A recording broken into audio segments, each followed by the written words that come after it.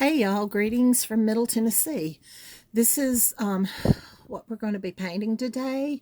I can't get the whole thing in here, but it'll be a bucket of lavender with a little birdie in front of a birdhouse on top of a nest with the words at the bottom, home sweet home. I painted the original on a 12 by 12 wooden canvas, and we're going to paint this one today on an 8-inch canvas. I think it'll be a little easier to maneuver. You're going to need several dry brushes.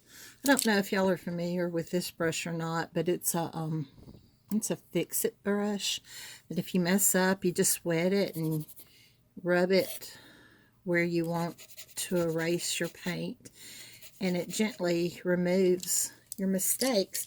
Not that any of us make any mistakes.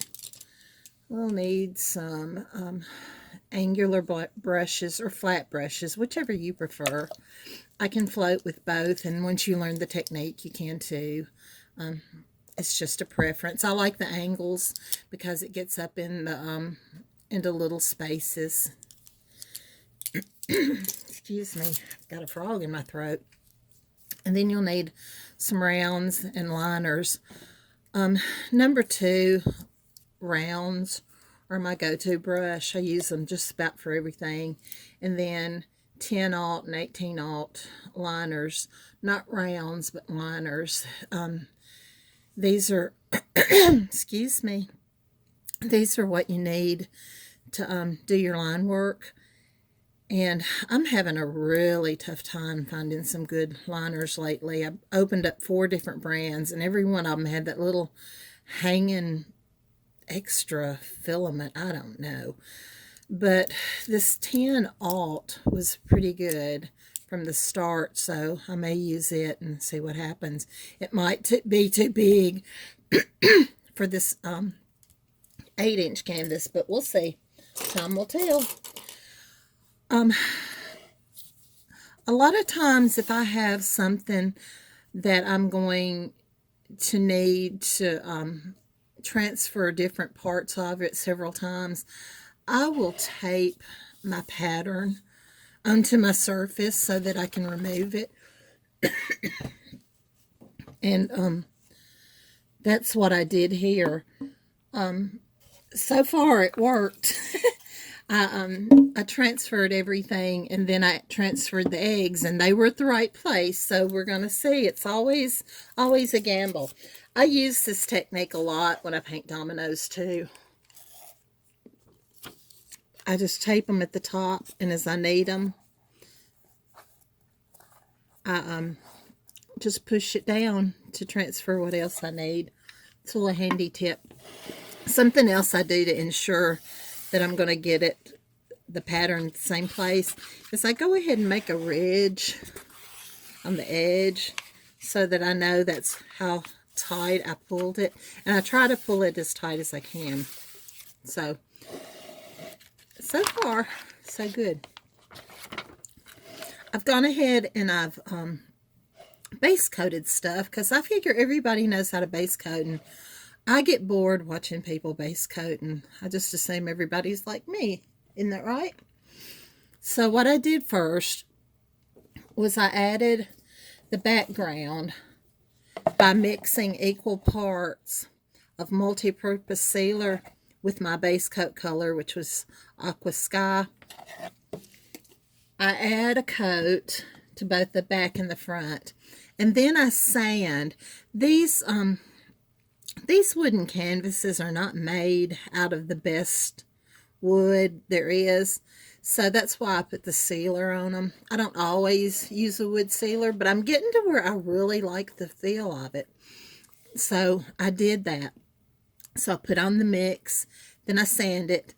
I don't sand the back a whole lot, but if it's really rough, I do. Then I add another coat of the mix and see how it feels. And if it's okay, I go ahead and add just the straight aqua sky. And that's what I did. Next, I used a toothbrush. And I'm going to ask everybody, am I the only one that kind of gets scary when I hear us say use an old toothbrush? Yuck. Why not just buy a new one?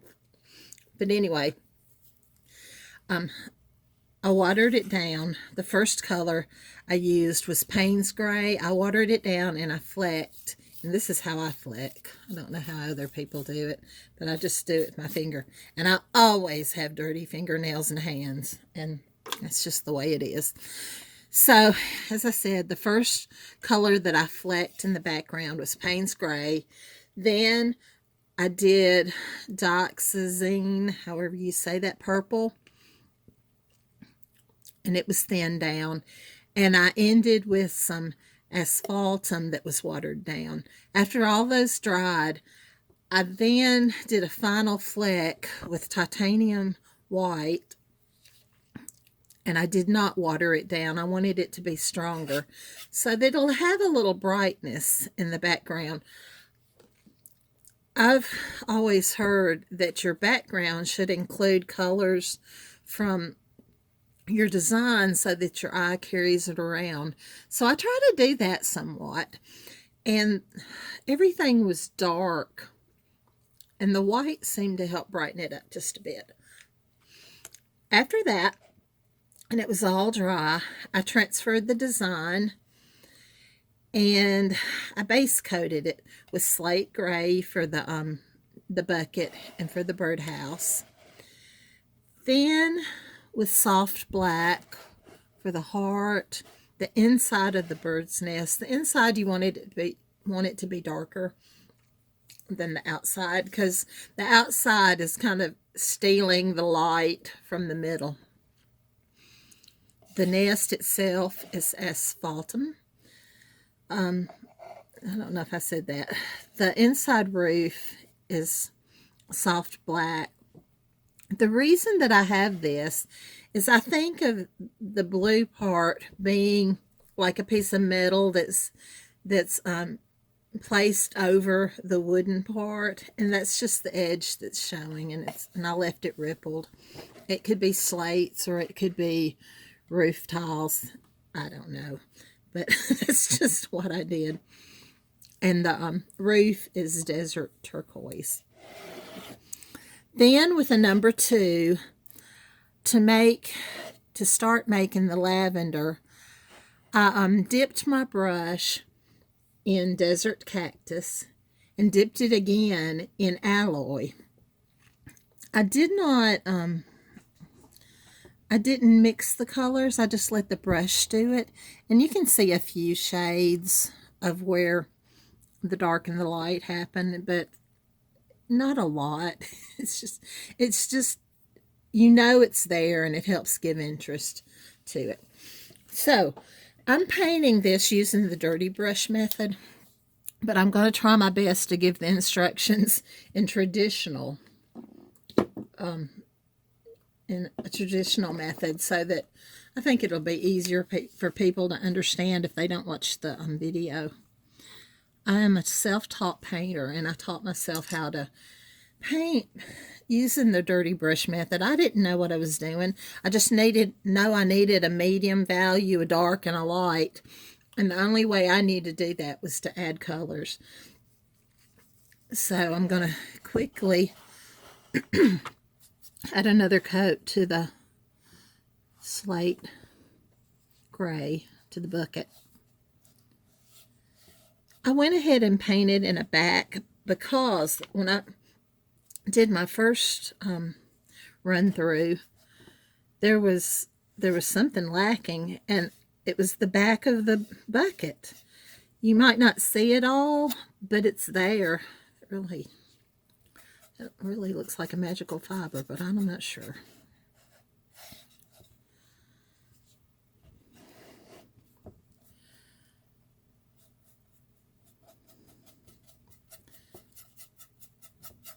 Let's just work on the bucket right now.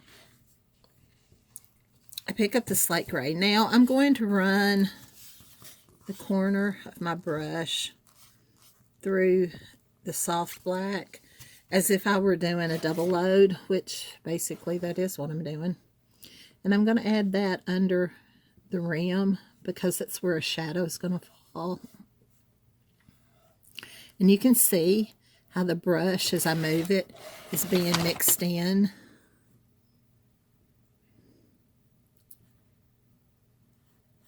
And it's the same look as shading, but I just like it better. It gives you more colors as you're doing this. And I'm sorry, y'all. I move stuff around, so I hope not to make you dizzy. That's just the way it is. So I'm going to work in a little to the edge. And see how it gives it some more color in there? Just kind of a hint. And then I'm going to add this to the top, doing the same thing, loading my brush again. Going to add it to the top of the rim.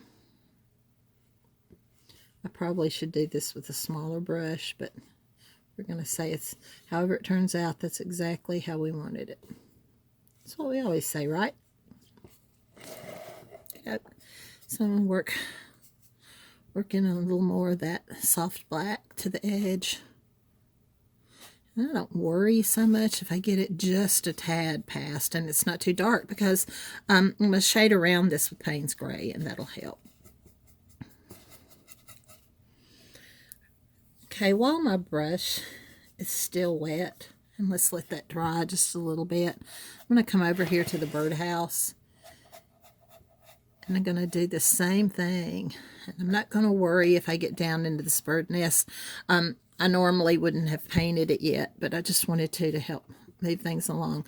I'm going to keep a shadow underneath the eaves and working it out. Flip that brush over that's got the color and go around that heart.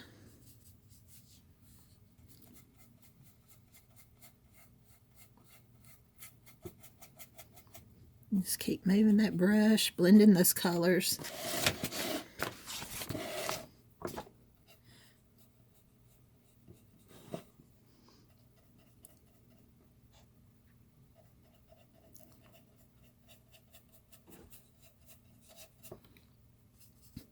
Again, it seems to be no matter what method I use, I do little choppy, short choppy strokes. That's just what I do.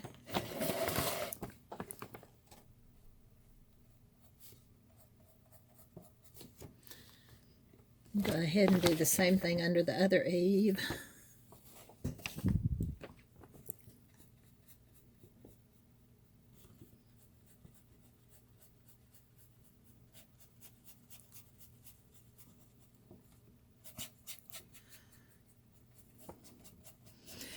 And here I'm just working the paint out of my brush, and it's got some of both of those colors in it, but I just like the way it looks.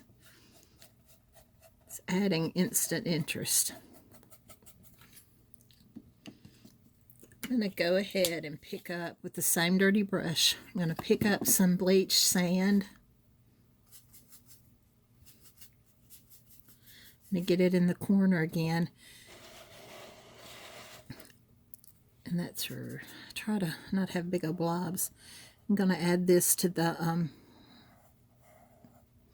side of the birdhouse. And that's kind of strong, but pick up a little more gray and work it in. I don't want this side to be very dark because I'm going to have the bird here. And I found out in painting the first one that I need to have it light as I can so that the bird shows up better, because the bird's really dark. This whole painting's pretty dark, but I just like it. Now, most all of the color is worked out on my brush, so I'm going to go again and load just the slate gray and get some more of that bleached sand, and we're going to add it to the right side of this bucket. Try try to keep my edge kind of sharp and clean. And round it out just a little. And then work this into the center. I want a little highlight under there, not a lot.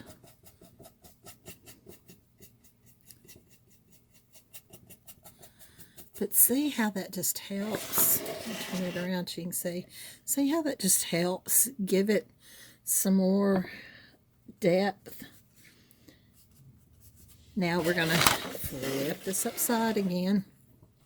We're going to add the bleach sand to this bottom rim as a highlight. And now, since we've got it dirty still with the white, let's go ahead and start adding the boards in. The boards are going to be back-to-back floats. I'm going to have the lighter side of the board go to the left and the darker side to go to the right. I don't want a whole lot of boards. I don't want that to be the emphasis. So just basically in the middle of the side one, there's going to be one. And I'm going to start up here at the top on this one because I don't want the board to be in the middle. That it's not very interesting. So coming down a little and keep them as straight as you can. It's kind of hard for me to do this. Need some more paint. If it's not flowing, just add some more. There you go.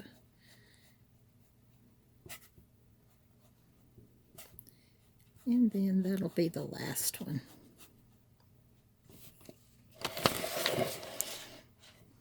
Now let's go ahead and load our brush with some more of the gray and pick up the soft black again. And that is a really crooked board, but you know what? The bird's going to be right in front of that, so it doesn't matter. Gonna get that back edge of that.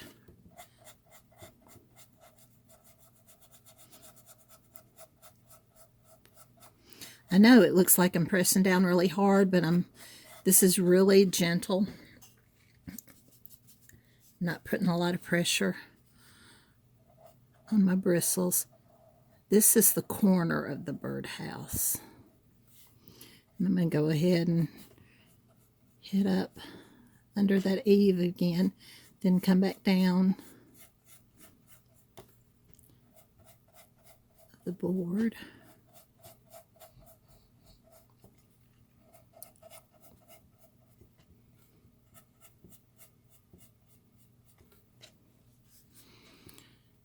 A little more. And then let's hit the edge of this one more time.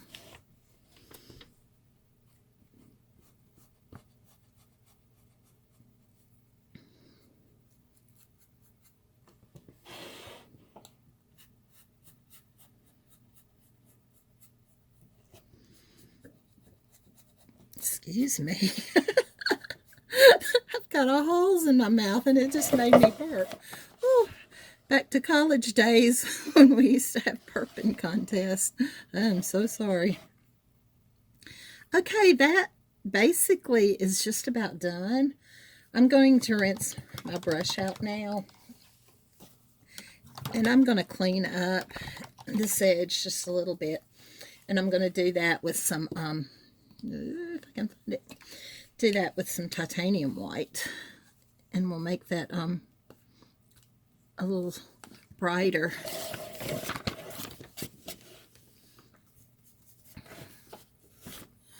See if I can get this at an angle that I can get it.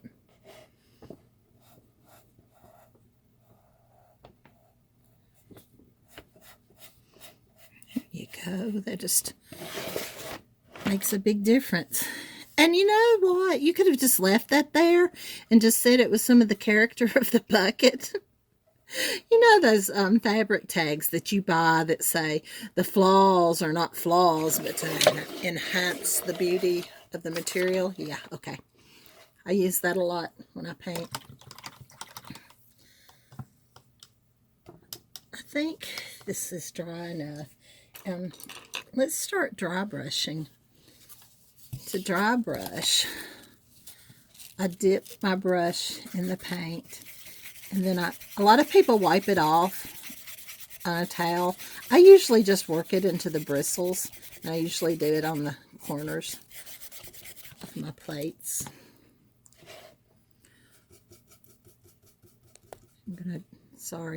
I'm trying not to hit. Well, we're getting in the swing of things here. I'm bringing that color out about 1/3 of the way. And I don't want it to be real dark, but I do want it to be there. I'm going to load a little more color, and I'm going to do the same thing over to each of these boards in the birdhouse.